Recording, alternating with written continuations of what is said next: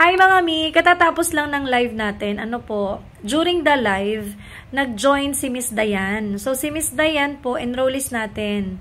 Wala siyang experience, zero knowledge. Alam nyo ba na hard na siya? Full-time nanay siya mga mi ha.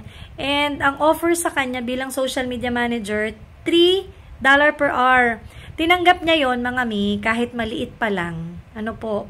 Kasi gusto na daw niya maka-experience, gusto niyang magkaroon at mahasa pa yung skills na natutunan niya sa course natin. Kaya po tinanggap niya. And mga mi, after po nun, sigurado sunod-sunod na po yung ano niya, yung client niya.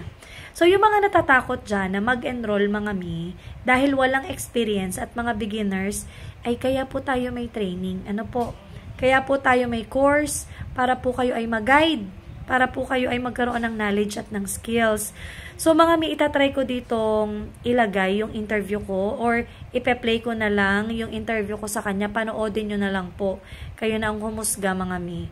Mga hindi pa naka-enroll dyan mga mi, mag-enroll na po kayo para makapag-start na po kayo ng training, makapaghanap na tayo ng work, magka-client na tayo, makasahod na din kayo.